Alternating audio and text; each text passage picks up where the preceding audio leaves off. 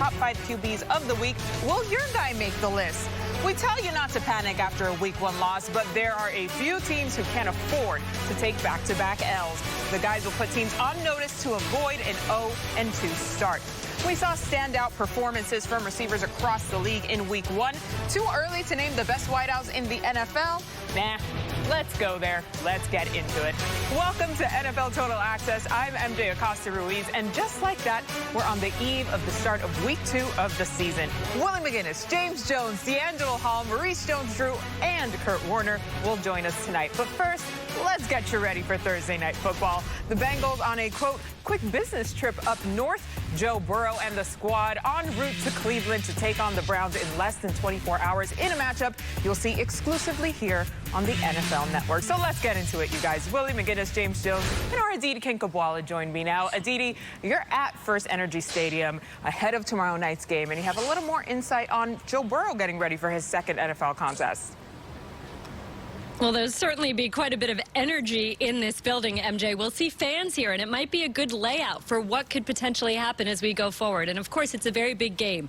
Two teams that are 0-1, two Heisman winners, two former #1 picks who are trying to own the state to some degree. So, obviously, as you said, topic of conversation is poise or lack thereof with the quarterbacks. Let's go ahead and start with Joe Burrow. He, by his own words, looked terrible through the first 3 quarters. Then at the very end of that game, in the last 3 minutes, head coach Zach Taylor opened things up. Burrow could not have looked cooler, could not have looked calmer. But of course, Willie McGinnis, the challenge is a little bit different tomorrow night when Myles Garrett is coming at him and his young left tackle, Jonah Williams. Absolutely, Aditi. And when you talked about him looking cool the last quarter of the game or the second half of the game, he did. He looked poised, he looked fluid and moving the pocket. The ball was coming out quicker. But what bothered me was the first 3 quarters when he was getting harassed. He was sacked 3 times, he was hit 6. What I don't like is a young quarterback feeling a lot of pressure that he has to do a lot. And when he faces this Cleveland Browns front 7 with Myles Garrett and Ogunjobi and Sheldon Richardson and all these other guys, they're going to come after him. They're going to come at him a lot of different ways. They can get pressure with 4. They can bring the blitz. They can do a lot of different things, similar to what we saw the Chargers doing to him. He doesn't need to take unnecessary hits. What I saw the last part of the game, the fourth quarter, is what we need to see at the beginning. Get the ball out. Throw the ball down the field. And most importantly, use the running game. Use Joe Mixon to offset some of that and throw some screens in there just so he doesn't feel like he has to take on the entire offense and make those plays out of the pocket. He doesn't need to take unnecessary hits. Well, and Willie, Joe Burrow actually had the 30th worst passer rating of all starting QBs in Week 1, so it's another point of emphasis for him this week. All right, JJ, you've been rocking with the Browns for a minute now, but you seem a little pressed. Do you have a message for Cleveland? I do, man, and I'm a little upset because I've been riding with them. I mean, ride till the wheels fall off, as they say. But listen, man, I'm tired of the excuses. When you turn the tape on, I don't care how many targets you may get. I don't care how many targets you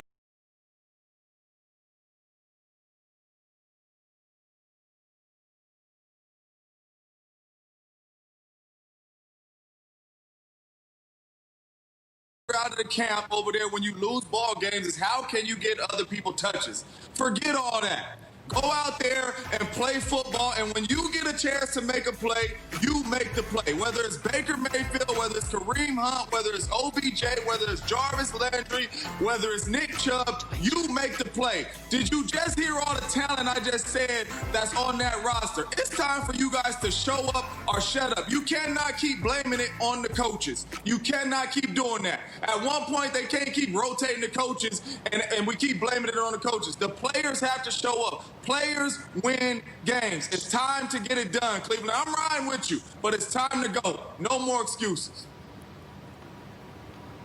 Okay, so JJ, that's very, very fair. And of course, it is ultimately on the players, but the coaches here could perhaps help the most mercurial, arguably one of the most talented players on this team, in OBJ. And look, OBJ was very frank this week. He said he's a guy that really likes to be involved early. So perhaps this is a situation where head coach Kevin Stefanski and offensive coordinator Alex Van Pelt make a more concerted effort. And that doesn't mean throwing the ball, forcing the ball to OBJ, but maybe maybe they need to throw him some specialty plays, maybe throw him some quick screens, maybe move him around the field a little bit more, because when OBJ's head is in the game, everybody else feels it. Even Nick Chubb this week said, yes, it is infectious when OBJ is feeling on. So tomorrow night, with everybody in the NFL watching, with OBJ himself sitting here and saying that he feels he's very misperceived, and everybody talking about the relationship and the chemistry or lack thereof between Baker Mayfield and OBJ, it's the perfect time to figure this out,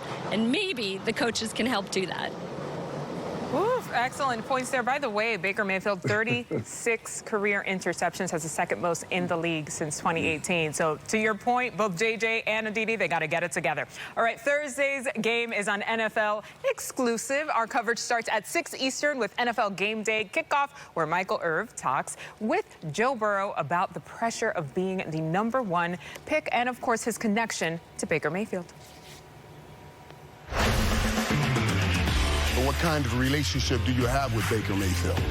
I know he's a competitor. I'm excited to compete against him. Baker Mayfield is on fire! He's someone that, I looked up to when I was early on in college, and someone that I kind of model myself after. Touchdown, Baker Mayfield! Launching for the end zone, touchdown! How much pressure do you feel from being the first pick in the draft, the #1 pick, and what people would consider in Cincinnati the savior? Everyone talks about this thing called pressure, but, I think that's kind of something that's made up. If I make the plays that I need to, we're going to play well and we're going to win. And you can watch all of Irv's interview with Joe Burrow Thursday starting at 6 Eastern on NFL Game Day Kickoff. Bengals Browns on Thursday Night Football only on the NFL Network. The Patriots began the post-Brady era with a win against Miami, but a much stiffer test ahead for